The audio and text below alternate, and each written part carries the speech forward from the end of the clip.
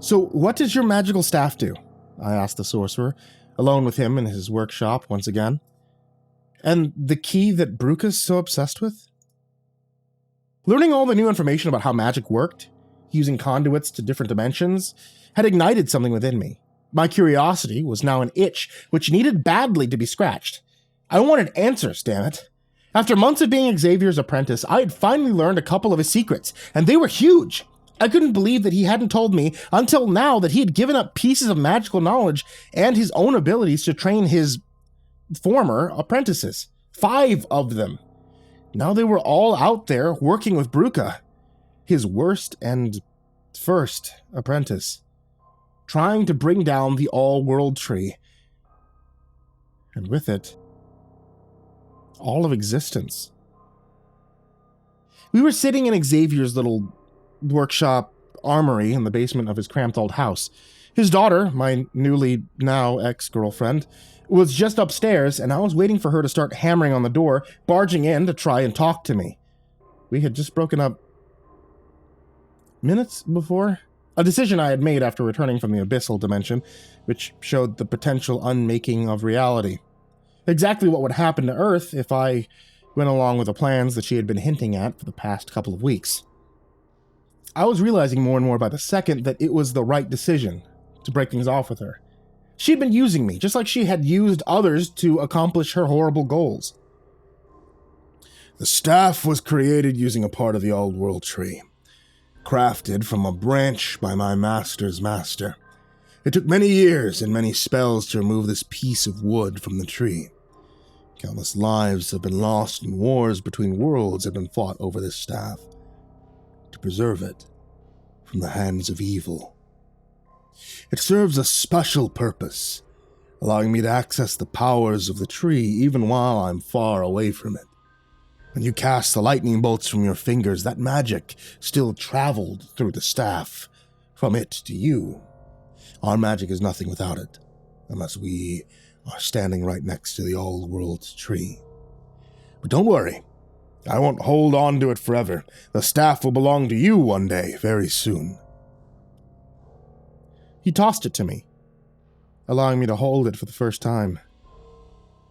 I felt the heavy weight of it in my hands and the power of it thrumming in my fingers. It seemed to be alive with energy. When I moved my hands up the length of it, I noticed sparks flew from it, in all colors of the rainbow. Hold it close, and whatever you do, don't drop it. There are forces in this world and others who would kill to have a piece of the tree to wield as their own. Its magic is one of a kind, unbreakable and undefeatable when used correctly. So how do I use it? He narrowed his eyes at me for a moment. Promise you won't turn evil on me like the other ones? You'll have to excuse my suspicions, but I haven't had a good track record with apprentices.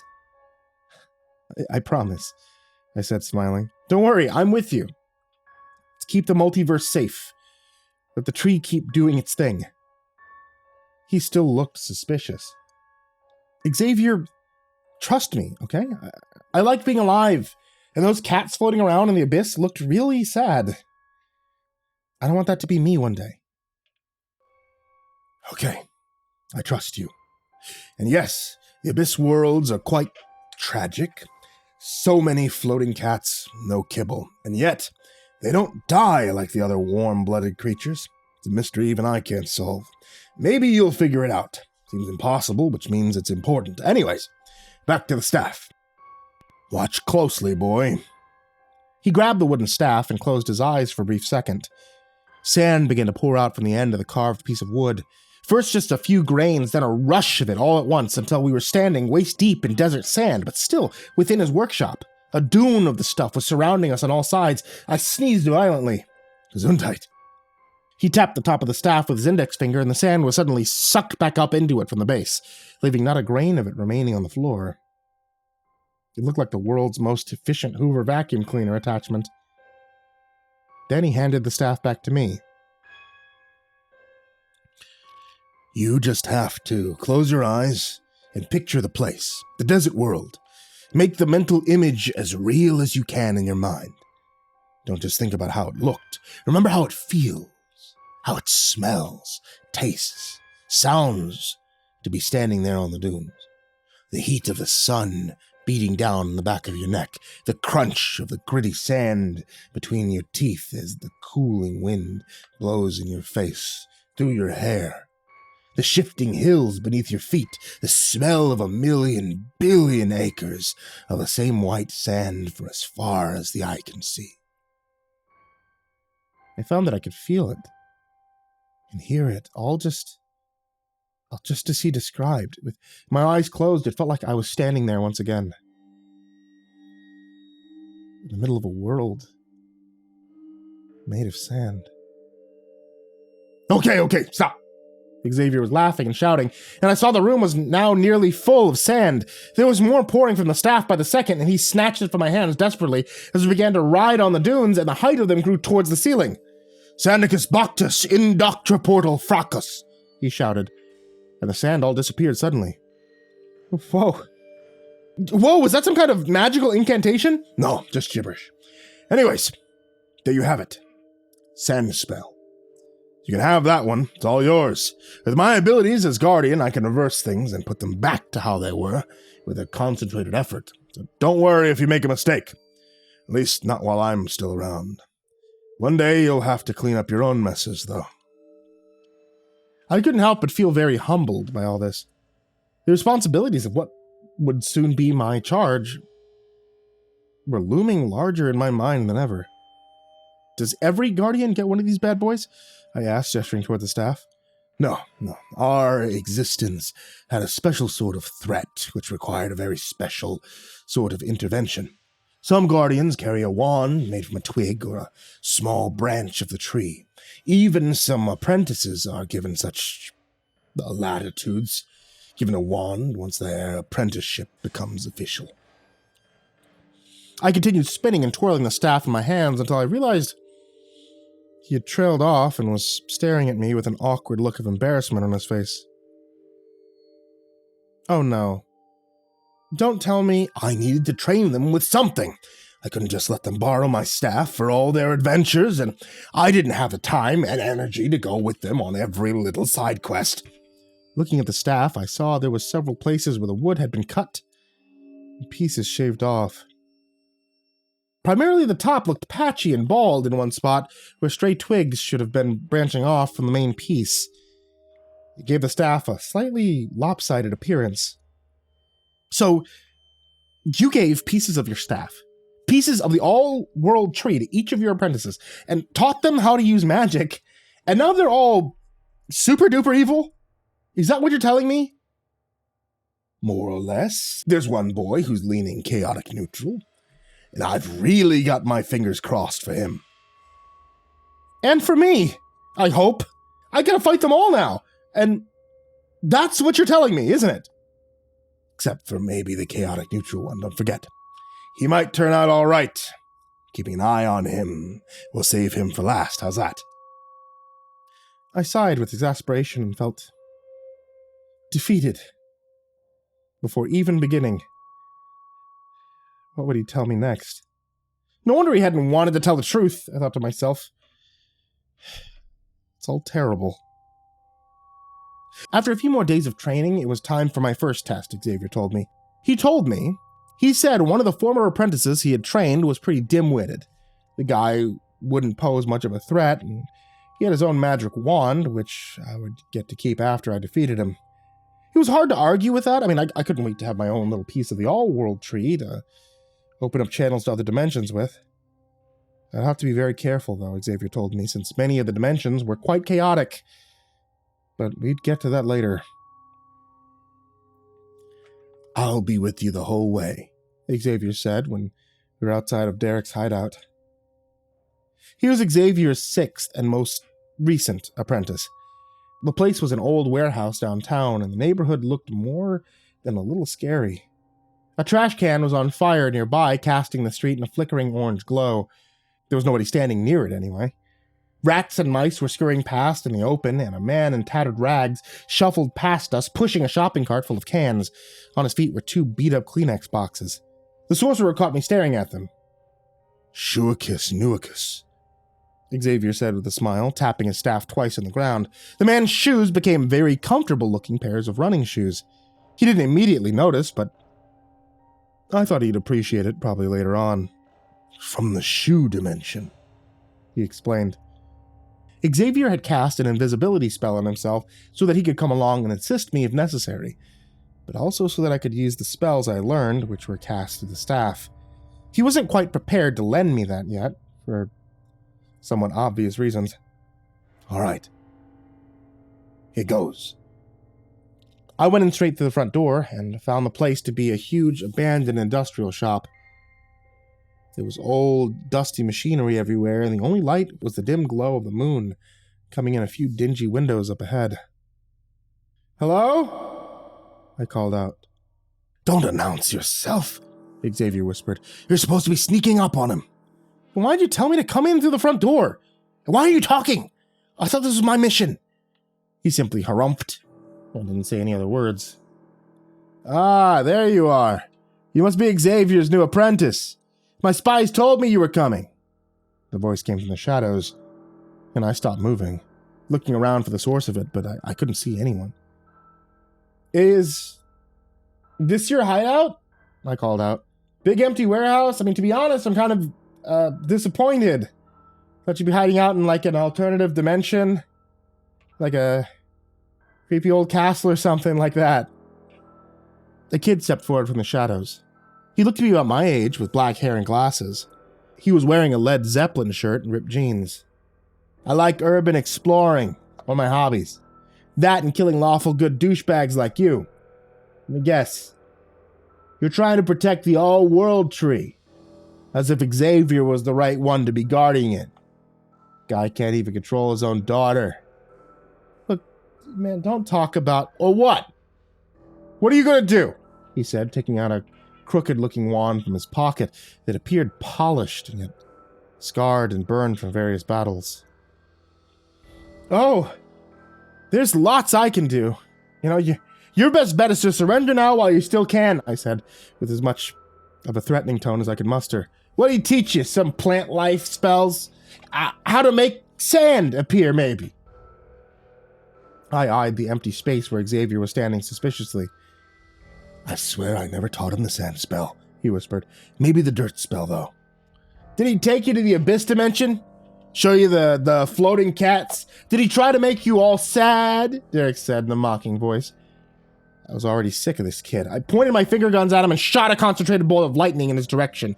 He looked momentarily surprised, but not surprised enough. He leapt down from the second-level railing where he'd been standing, flipping in the air on the way down. He landed like a superhero on the floor down below, 30 feet or so from where I was standing. He looked unhurt and unbothered by my attack.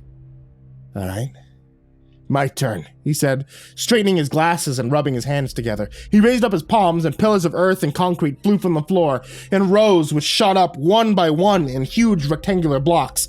With his wand, he lifted them up effortlessly into the air, where they tipped over and toppled like dominoes, joining together in a line.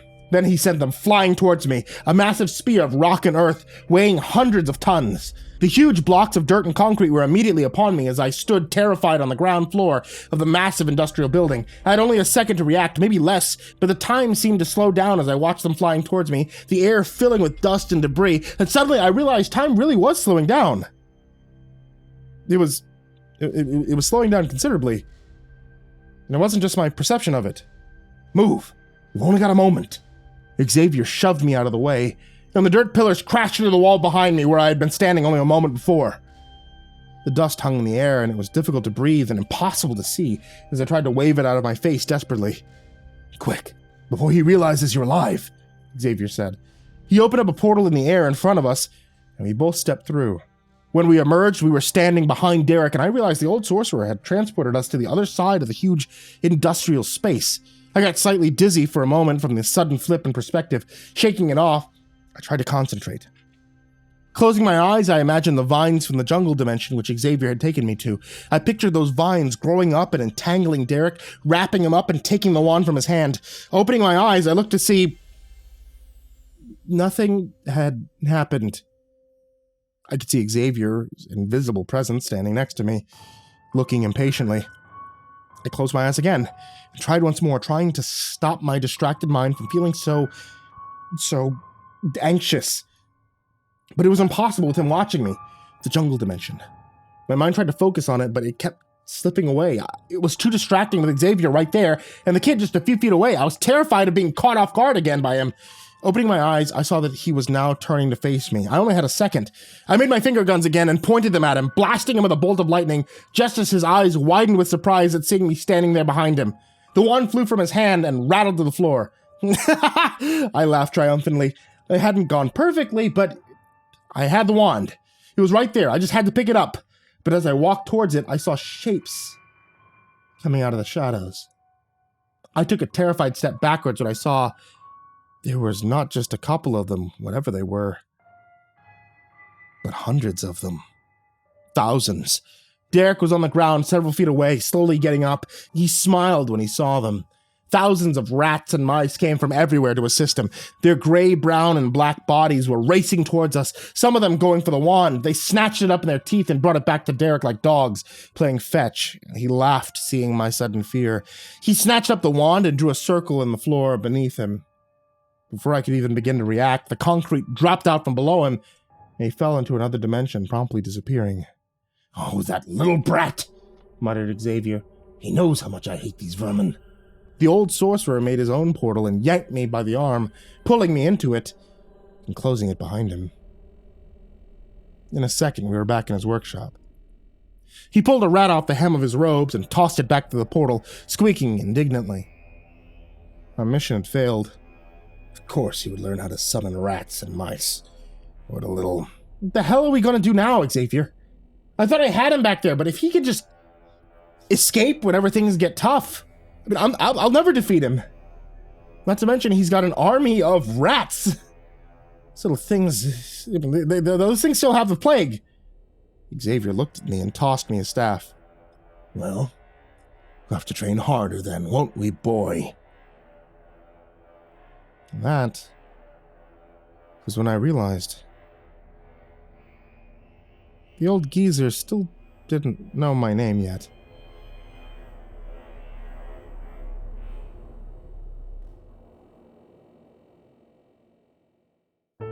Hey there kids, it's me, MrCreepyPasta. I want to tell you thanks so much for watching today's video on YouTube or listening to today's episode of the podcast on the podcast, depending on where exactly you're listening or watching. If you're on YouTube, hey, I would very much appreciate it if you guys clicked the like on this video, if you guys left a comment of what your favorite story is, and if you guys hit that subscribe button. You can also hit the bell, but I don't know what that does, so I think it's broken still. But hey, it helps. And if you're on the podcast, I'd very much appreciate it if you hit subscribe on the podcast or like on the I don't know if you can like podcasts, but if you can, hey, that's something I'd appreciate. And of course, like always, I want to give a very big thank you to everybody who supports me at patreon.com/MrCreepyPasta. You guys, as always, are the main MVPs of this story, of every night's story, and you guys help me keep the lights on here. So, without further ado, I want to give a very big thank you to Jordan Alexander Sanchez, Stephanie Butler, Bobby Karman, Tonya Oran, Tristain Pelton, Chance Burnett, Diana Kraus, That One Guy, Lupita Galvan, That Creepy Chick, Tyler Fletcher, Rebecca Harper, MerkyMoo, Red Shadowcat, Xavier the Cheyenne, Demyx, Shawn, Cadieu-baker, 6 Gay Rats in a Trench Coat, Turtleman, Rob Like Sharp Things, KhaosArts, Kryolinian, Milk and Miel, Zachary Graphius, Gorang Tramagasi, Maria Walker, Pain Gravy, Crazy Kid, Mr. Marcus Blitz, Aka Limchalk, Dirt Diver, Matt Bach, Jabbles Raz, Voice of Sand, Coffee Zombie, Matthew McNeese, Shelly J, Jeremy H, Raltazal, Phicomel, Nana, Nick Weaver, Deleted Account, Melted Lake, Tolly Sue, Guy Mara Ravenswood, William King, Darth Miver, Michael Ortiz, Satanic Aries, Nessie, Ronnie Hansen, Bardo Hawk 764, Lambda M98, Harley, Sashi Suzaku, Croconut 509, My Body Sounds Like Rice Krispies, Kaylee Ambrose, Suji Campbell, Frickin', Azarine Fox, Freddy Krueger, Nicholas Zaccardi, Happy Birthday Jason Wilson, Lisa Cottrell, Caspian, Hades Nephew, Tater Chip, Acid System, Prozac and Pancake Appreciation Society, Cryptic Nightmares, Kiwi the Sloth, Tommy Green, Fester's Lampshade, Guy Harbor, Nico Kyle, Rafael Rodriguez, The Ginger Bros, Aaron Stormcrow, Daniel Polson, and Corey Kenshin. As always, thank you guys so very, very much. Thank all of you who are in the description down below, and honestly, thank all of you that can give anything, even when it comes down to just $1. I appreciate you guys very, very much. I love all of you, and I love all of you out there who are listening, liking, subscribing, doing all that good jazz. Sweet dreams.